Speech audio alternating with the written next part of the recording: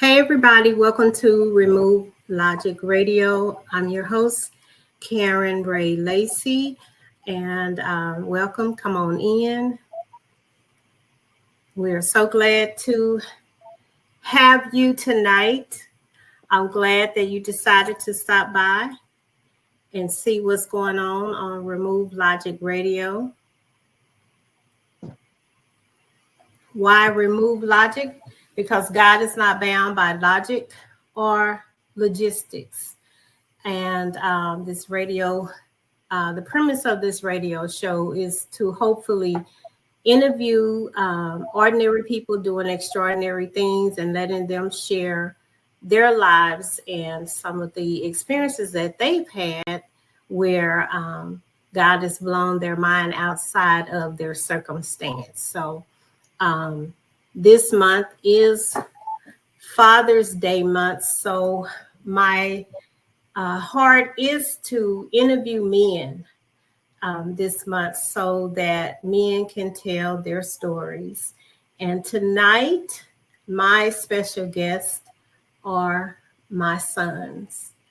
I wanted to interview them, and if they have any questions they want to throw at their mom, they're more than welcome.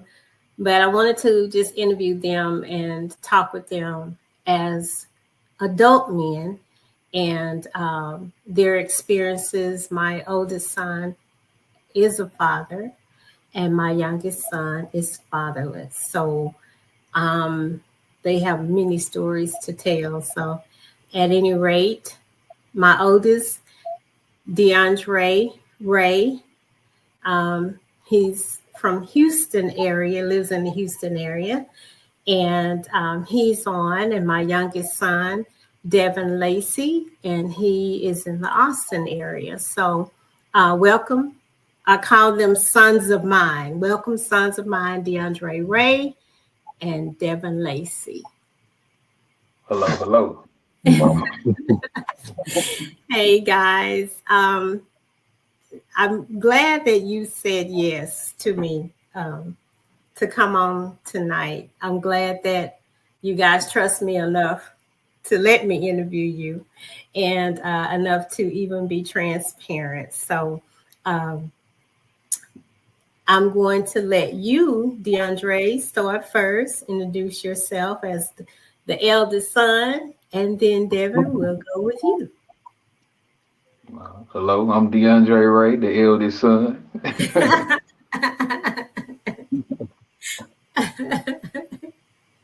Devin. I'm Devin. I'm the youngest son, as Mama mentioned. Yeah, these, I'm trying to get this right. There we go. These are my sons. These are my sons. DeAndre, I wanted to just ask you, let's just ask you a question. You're the father. So happy Father's Day to you. Happy Father's Day month to you. So tell me what it's like being a father. What is it like being a father? Yeah. Oh man, it's a beautiful thing. I can say that. It is because I mean when I see my son, it just makes me happy to just see him, no matter what's going on. Just seeing him just makes me smile. And I love having him. It's like looking at another version of yourself, another person that has your characteristics and things. It's kind of trippy. It's kind of trippy to see. But what's my grandson's name? Isaiah Andrew, 15 years old. Passed 9th grade. He's going to the 10th grade. So congratulations to him on that. Hey, Isaiah. Very much into basketball. Anybody that knows me or knows him knows that. If you follow me on social media, Facebook, DEE space RAY, or Instagram at ITSDRAYBABY. You'll see me posting a lot of videos of him playing basketball. It's pretty much what he's into. It's And go ahead. oh, go No, ahead. go No, ahead. go ahead, Is go there ahead. something else you wanted to share? No, that's it. So far, I can Tell, keep going on and on about. I mean, how it well, is to be a father. tell me about the moment that you became a father. Let's go there because that's something I don't think that I've ever talked about with you. The moment that he was born and there he was, and now your name is no longer Dre or DeAndre, is Daddy. So how was that for you? I actually delivered him. So Okay. like I just saw my face immediately. So that just tripped me out. Like it really tripped me out. But I just locked in from that moment. Really, even before he was born. I was just trying to prepare myself. I wasn't gonna be a bad father. I was trying to be the best father I could be. So my mind was already there. But just seeing him and then just um being the first person to see him, first person to touch him, like it's crazy, But it's Yeah. my boy, so I'm glad I was there for that. Then seeing him in the glass, like when you go back and you look at him laying in the bed in the glass, and I just looked at his face, I'm like, bro, that is me. That is me, man. So ain't no leaving him on no doorstep and ducking off or nothing. Here's your boy, right? So, nah, it tripped me out when I saw his face looking through that glass. I'm like, man, that's my boy, man. So, my pride and joy. Glad to have him through the ups and downs. I love him. That's my boy. Wow. Okay. And Mr. Devin, I'm going to hit you with a question.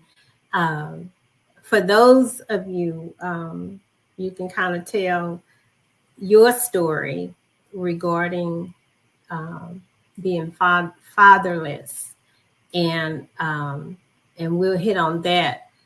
DeAndre, I was a teenage mother when I had DeAndre, so I was 18, turning 19 when I had Dre. And there were moments when he was without his dad. And then Devin's dad, I married at 20, 26, 27, 26. And we had one anniversary, and he passed away of leukemia when Devin was a year and a half. So Devin has grown up without a father. DeAndre has had an absent father, but present in this life.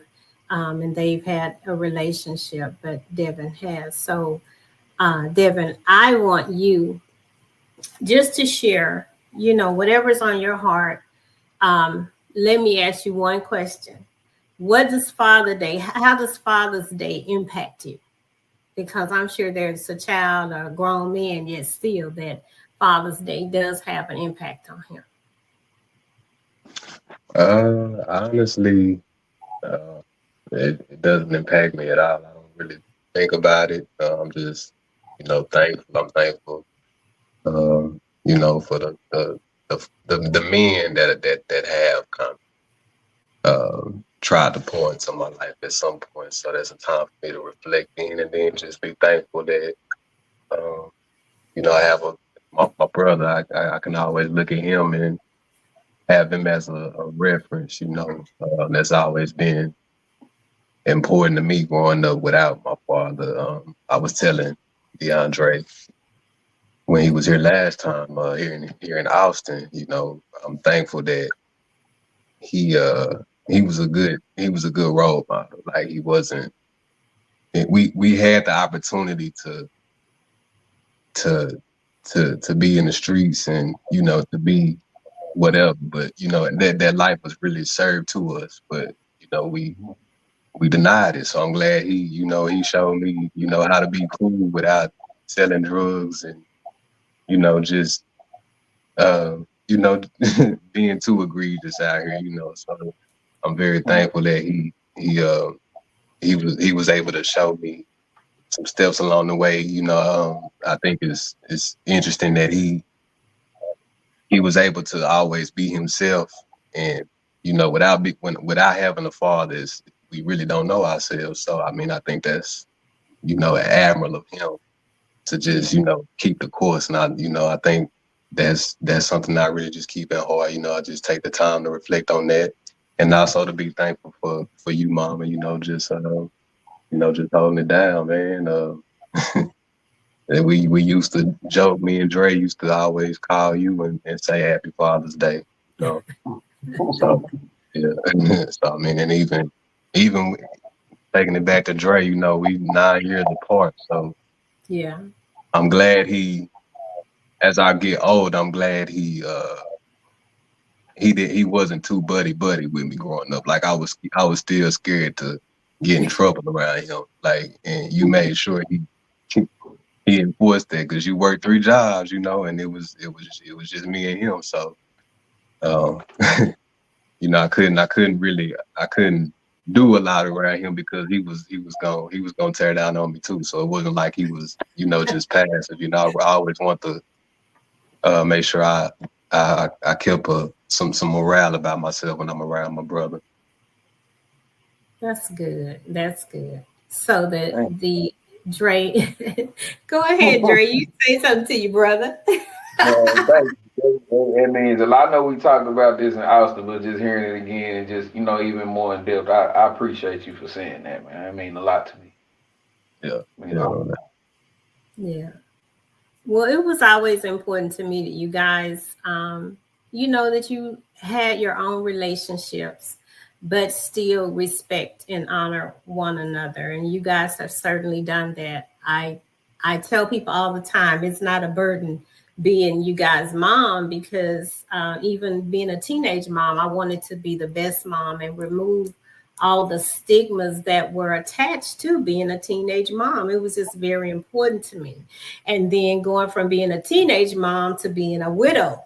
And so, but the same, though you guys are 9 years apart, it was important to me that you guys got the exact same upbringing. So I wasn't as strict on one as I was the other. It all balanced out, and I know you guys sit up and talk about your mom and say how I held whenever I put you guys on punishment, you stayed on punishment to the last day. So, so if it was 30 days, you 30 days. You did not go to 29. So, but you guys have made me very proud. But I know, as boys, and I'm looking at you now as adult men, but the times when you were little boys, were there ever moments where you looked around, and Deb and I have a moment that I can share many with you, Dre, where you may have looked around and said, you know what, where's my dad? Where you saw other guys, other boys with their dads. Was there ever a moment where you had to deal with that as a little boy? Go ahead. Man, to be honest, I had a short spell of that. Maybe probably 6th grade. I kind of was feeling like that, and I just didn't feel like that anymore. What, Okay. like I was just okay with going on, how things were. I really didn't have a problem with it. People stepped in, stepped up, uh, shout out my Uncle Rod, in particular, stepped in. But it's like when I got older, I started realizing things that I wish I had. But in the moment, I wasn't really hear it. And Okay. Okay. you held it down. So it's like I don't know how to describe it. But as like, father around for this, or it would have helped if he was around with this, or especially or you really, really start noticing it, when you actually become a father. The things that you wish you had. And it's Okay. like, are you gonna step up and do that, or are you gonna, run from it? So I try to just, step up and Uh-oh, we lost Dre. Devin, you still there? Yeah, I'm here. Okay. I'm going to call him, but you can go ahead and just kind of talk about maybe moments when you were a little boy where you really realized, I know, when you came to the reality that dad's not here. So, Yeah, it's similar to what DeAndre was saying. I didn't really realize it when I was younger. mhm, It's kind of it's settling in now. It's certain things I see where if my dad was around, I wouldn't have bumped my head as much.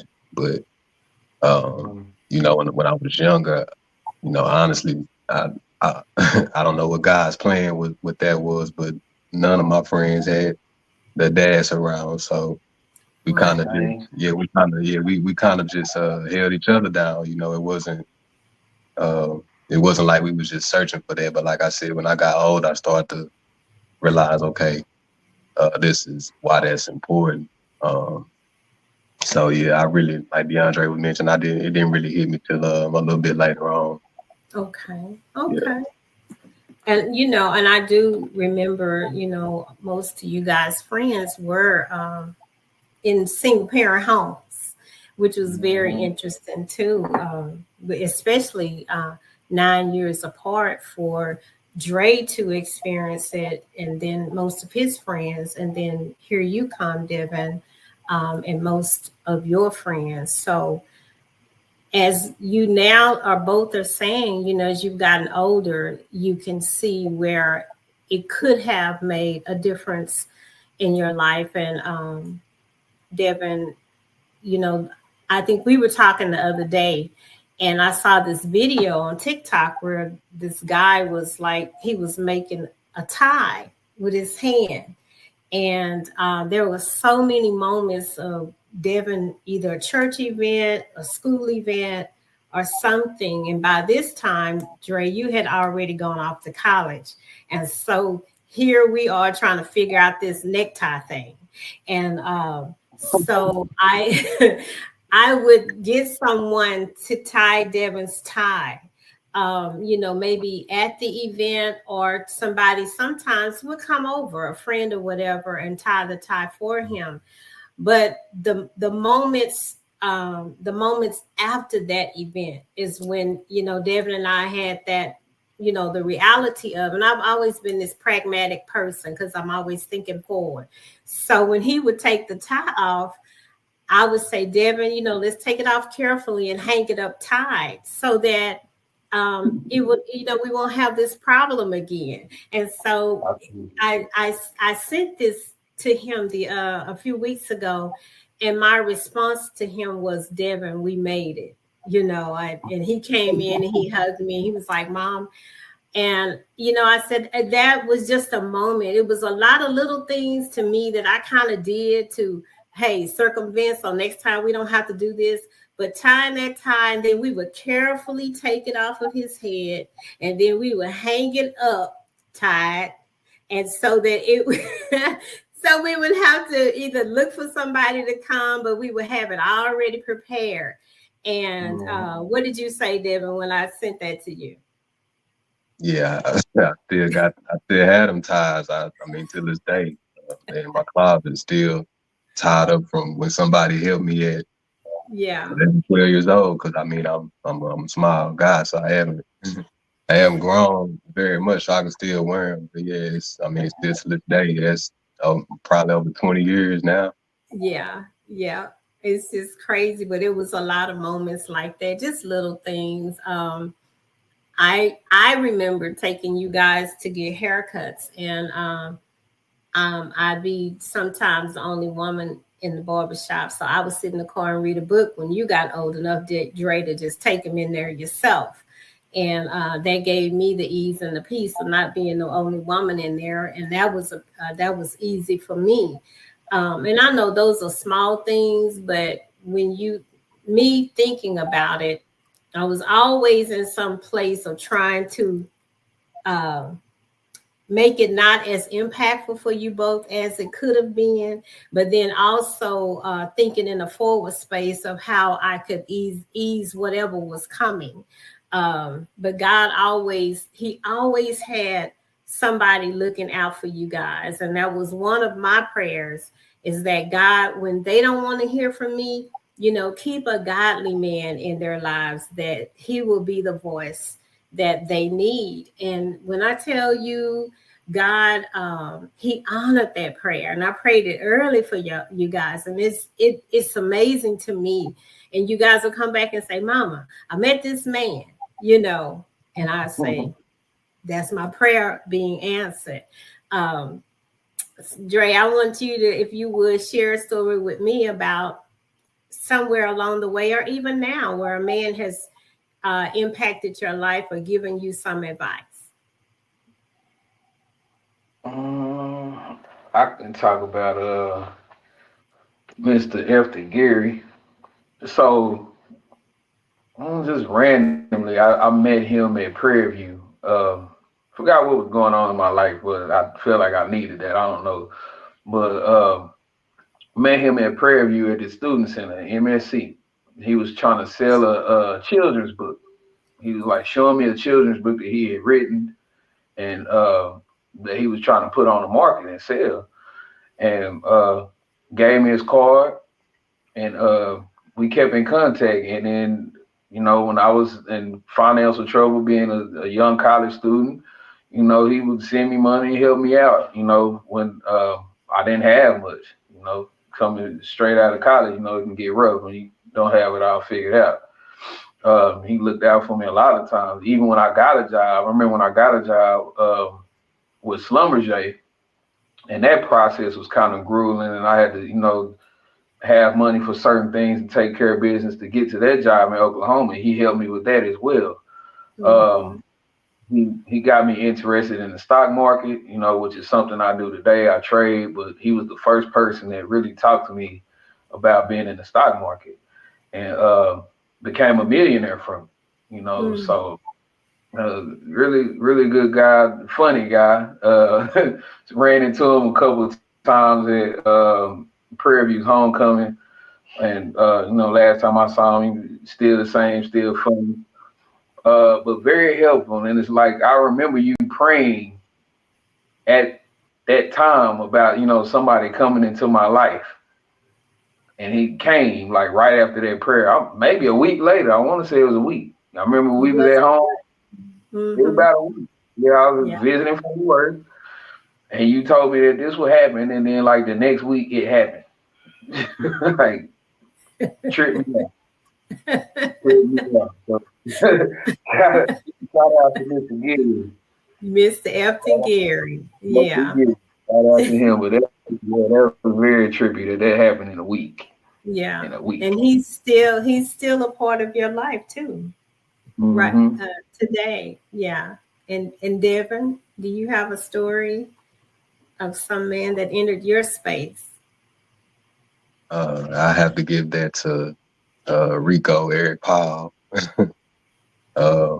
He's the owner of Image 2 in Forest Hill, Fort Worth, Texas. But I know you remember Mama when, there were times where I had to go get my hair cut and we didn't have it. We didn't have food, we didn't have lights, we didn't have everything. So, I know you and Rico, Eric Paul, Pastor Eric Paul. Let me say that. But I know you guys have had a relationship. I don't know, if y'all talked about what was going on at the time, or he just kind of sensed it. But I just remember one day he came in. It was multiple days, but the first day he actually did that. He just, let me get my haircut and just told me, is this on the house, and gave me some money on my way out to go home. And we were going through a lot at that time. It just showed me, somebody has a heart. And then when you have a single mom, and especially living in the areas where we were living, people kind of take advantage of that, So I was in a dark place at that time, very young. But I was kind of I didn't see hope at that point. So he gave me a glimpse of hope. Like, man, it's a man out here that's willing to help and not take advantage of you and your mom. You know, because when you come up in those kind of environments, when you quiet and um, people see what you need, that's a way for older men to use you for the wrong things. So, Yeah. Yeah. you know, Rico definitely showed me a different way, a Yeah. different outlook on life. Yeah. Yeah. Yeah, Rico, That's it was my one thing. father too. He was your barber too. Yeah. Mhm. And he was also a schoolmate. And there's another thing that you never know where life is going to lead you, you know, because I don't remember holding Rico and Pastor Eric Paul very many conversations in high school. So, and then to come out and have that type of dynamic, you know, as adults. So we've had some very very dear friends and very good friends, even still, to look out for us.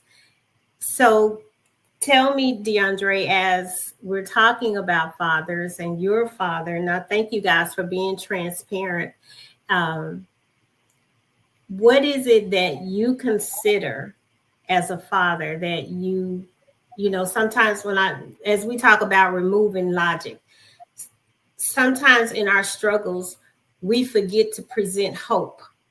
And so when you consider Isaiah, and then even there you have your own personal struggles, be it financially, emotionally, whatever, over the years and even now, where do you go within to give him that hope that Devin was talking about? Like, okay, well, times might be hard, and you know, so what do you offer Isaiah?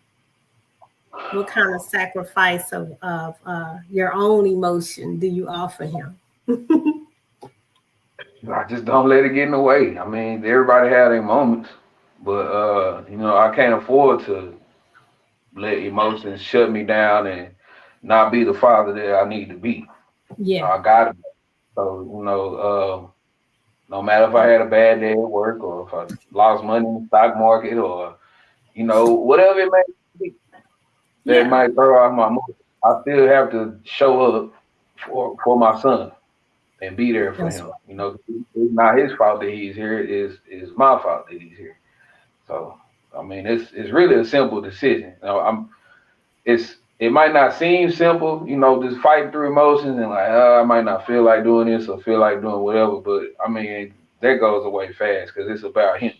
You know, Yeah. it's Yeah. really not much of anything that I don't feel like doing for him. Like it don't feel like a chore. You know, Yeah. it's my chore. You know what I'm saying? It's not a chore. So Yeah. I just block that out, and you know, I deal with that myself. But I don't let that spill over to him. You know, and if I do, I apologize for it. So Yeah. just fault. Well, I can say that you've been a wonderful father. You guys' relationship, just watching you, I was laughing the last time that I saw you. We were out to eat, and I think you had stepped away, and y'all's food came, and you just looked at him and went,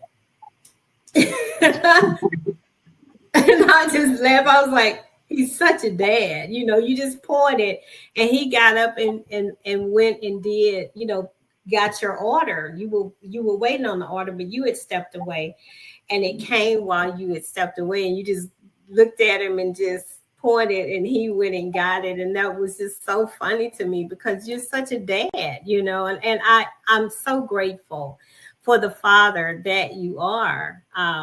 And I say that to you all the time, but to, you know, publicly say it, you're an amazing dad and you are a present dad. And that is very important. That even your being present breaks cycles. You know, it breaks generational things that could have been in our family because of the dynamic of how you guys came up. You know, you could have just carried on some of that instability, but you have carried, like you said, you go within yourself, and it's not even a hard decision to make, that you are a daddy and you are a present daddy. And so I say thank you for that. It does my heart good to see you be present, and not, not complain. You just get up and do. Just get up and do. And that's a wonderful thing. It's a wonderful thing. So I just appreciate you for that. And the stories that you guys have told me about, even just not on here, but just how your life could have been. And you're right, being in a home where there is no father, how you guys could have turned out. And I say thank you, because logically, removing logically, single parent household, no father, oftentimes the thought is that the sons are just, out there, and disrespectful, disobedient. And I can honestly say that you guys, I don't have those problems. And even as adult men, you're very respectful, to me. But one thing that I can say is that, you're a good product in the earth, and you have, balanced yourselves in a way that, I know that you will make a great impact, being a father and being fathers, and just impacting, others the way that you guys do. So I'm grateful for who you are. Devin, for you, tell me, what do you think about being a dad? I always tease him and say, hey, you're going to have 2 kids because God showed me 2 kids. And like, Mom, I'm not even getting married. But do you even think about it? Do you think about it? Yeah, I do. I think about it. Not too much, but I think about it. If it does happen, I just want to be prepared. If it does happen, I just worry about being a good father without actually having my own. So I just that part kind of shakes me up a little bit. But, I don't think about it too much. You don't. Well, and like I said, I always tell him, Devin, you're going to have a son and a daughter, because that's what God has shown me. But he just laughs at me like, Mama, I don't know about that. I don't know about that. And Like Drake said, whenever you prophesy something, it does. It does transpire. So that's the scary part. So that's why I said I just have to prepare my mind. I, I mean, and even being fatherless, that you don't think about the future. Everything is right now. yeah, So I mean, like you asked earlier, did we think about being fatherless when we was younger? I mean, you don't really have time to. It's just that's the reality, and then you gotta just deal with it. And ironically, I'm thankful for how we grew up because it made us stronger. So I look now, and a lot of men that grew up with fathers, like, man, who raised y'all, But so I'm just thankful for it says a lot about your character, mama, But going back into that now, I look for the future because, like I mentioned earlier, that's reasons why I kind of think about, okay, what would my dad do, because I'm thinking about, okay, what if God puts a family in my own family in my life? What if he opens these certain doors? I have to be prepared to navigate in that arena. So it does it shakes me up a little bit, but I mean I feel like as long as I'm walking with God, I'll be all right. yeah. So you feel prepared, and you got a good example in your brother, uh, about being a dad. I One of the things with, Father's Day, coming, you guys said that it. I asked you, how do you feel about Father's Day? And Devin specifically, I asked you, and you said it doesn't, impact you. But even as a man now, I know you said that you have moments now that, It does.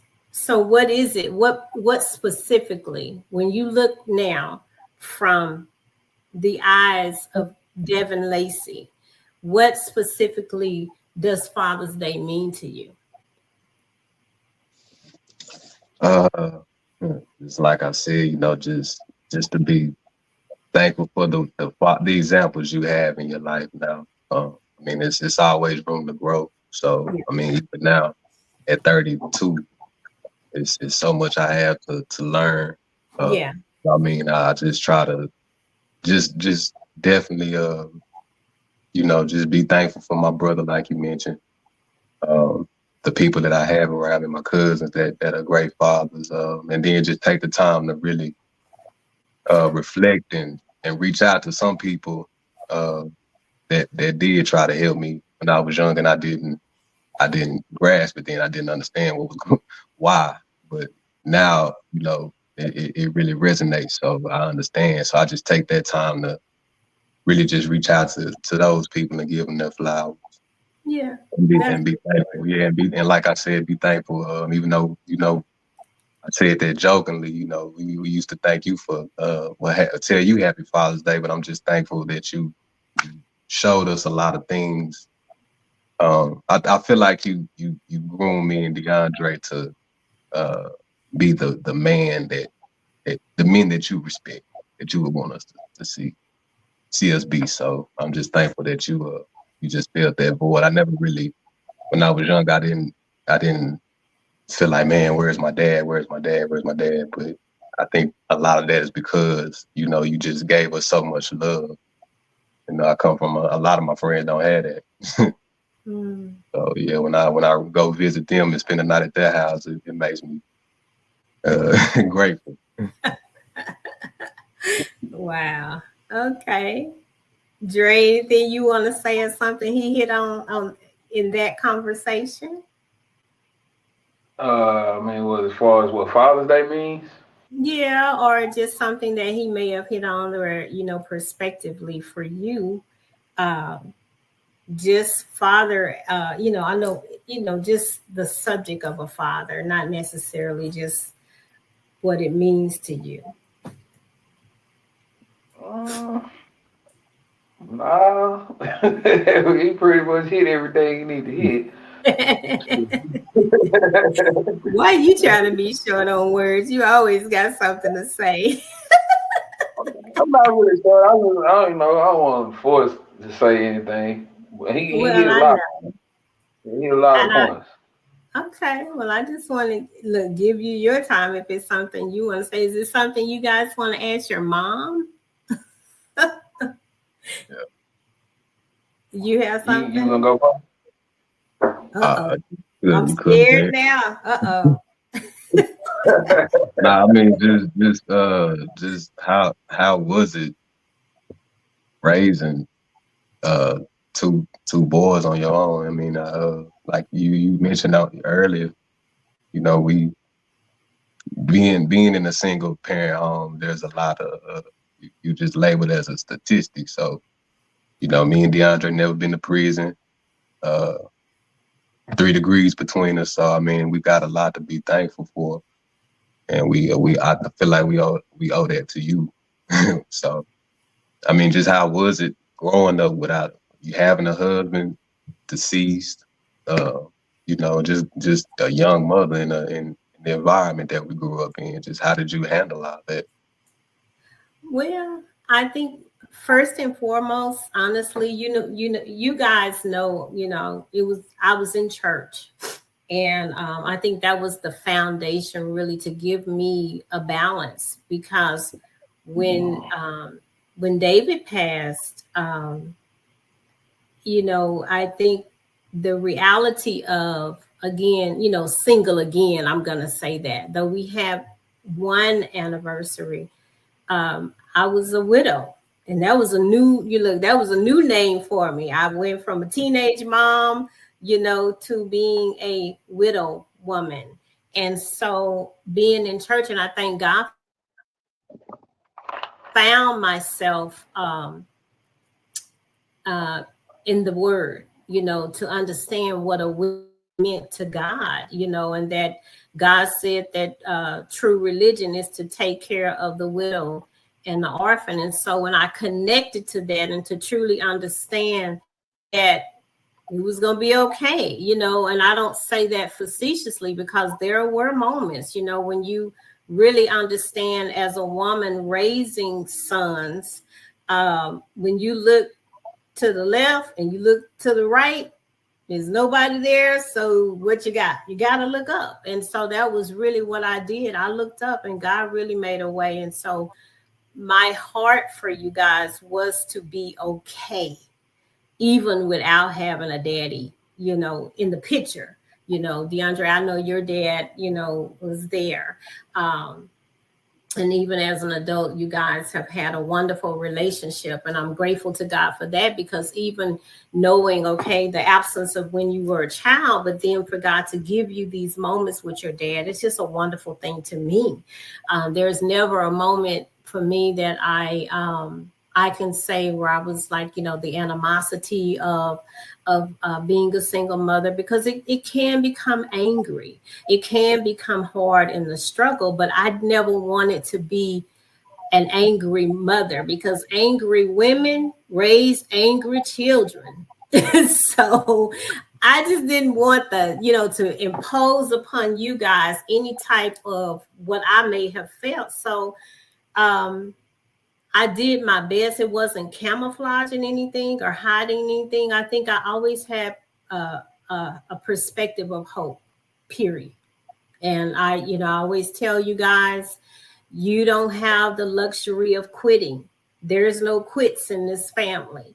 And so I never quit, and I didn't allow you guys to quit, not even on yourselves. And so my response to our lives is, what Daddy didn't do, Jesus did. And that's honestly how I felt about it. So that's how I made it, Mr. David. Dre, what you got? What you got? I'm not scared. Come on, what you got? Man, I don't really know what to ask.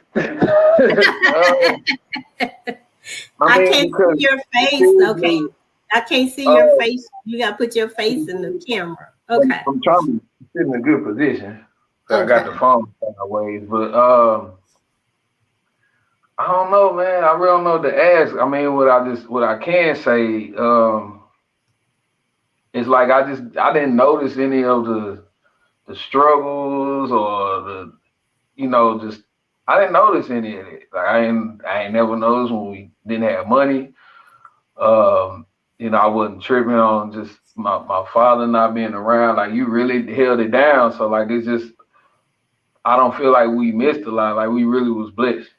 And I think back now, I always say Fort Worth is very churchy, but like how we grew up, it helped us being in the church. It was like it's a great decision, because it's either churches or it's games. Like it really ain't no in between. So just keeping us in the church was a good idea, and I think it helped shape and mold us to who we are, and kept us out of a lot of trouble. So I think you just did a very good job, and I thank you. I really do. Thank you. Thank both of you guys. Thank you. We didn't miss a beat. We really did not miss a beat. Dre, what? No, we trying to make me cry. Man, like I don't know how else to explain it. Like I didn't feel, like I said, as I get older, it's just certain things like, dang, if I had a dad around for this, I might think differently about this, or I might could ask about this, or just, I have my moments, but just as far as how I came up, we did not miss a beat. That's good to hear. Thank you. Thank you. I really can't say anything but thank you. Devin, I don't know where your light went in your room, but I see half of your little happy face. But but honestly, I know our time is about to wind up, but I appreciate you guys. I appreciate the men that you are. that you've come through. And like I said to Devin the other day, we made it. And I give all of the glory to God. And I thank God for the fact that, yeah, we were in church, and I know I was dragging y'all from point A to point B to go to church. And, sometimes, yeah, you wanted to go, and sometimes, no, you didn't. But I'm glad that you got what you got when we did go. And that really, the character of who you are is so important to me. Now, there is a poem that I used to read to you guys, and it's called If by Rudyard Kipling. And so mothers and fathers, if you haven't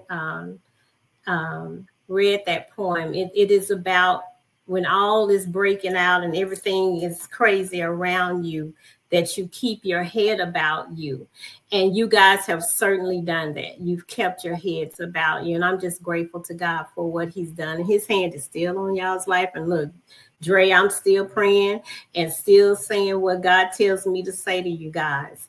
And one of the biggest things that I can say is, and I was telling someone this the other day, that you guys know now when mama is talking and God is speaking. Y'all have got to the point where you discern the difference, and your listening is different. So the times where we've lost Devin, but the times where I have, where I've said to you both, where I said, God, there you are. Hey, Devin. The times where I said, God, keep godly men in their lives, was because I knew you weren't listening, but and didn't want to hear what mama say, because I'm mama. But God gave favor there and kept somebody in your lives. But now you guys listen, and you know when God is speaking through mama. So I appreciate you guys. I do. I appreciate you for coming on Remove Logic, and I do honestly believe that somebody is going to be helped by your stories. DeAndre, you being a wonderful father to Isaiah, and Devin, you are just a wonderful son.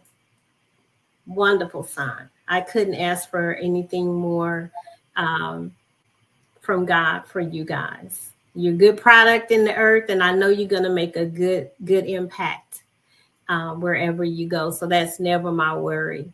And I just want to thank you guys for coming on and hanging out with mama tonight. This has been really good. And thank you. I love you guys so much. Love you too. Love you. Okay. All right. I love you guys. And this has been Remove Logic, everybody. And thank you so much for joining us tonight and just stopping by to hang out with me and my sons. You get to see a little bit more personal side of your host, Karen Ray Lacey, and some of the product of the impact of my life. And these guys here are Team Karen. So thank you so much, Dre and Dev. That's what I call them. Dre and Dev, for hanging out with mom. I love you guys. Love you too.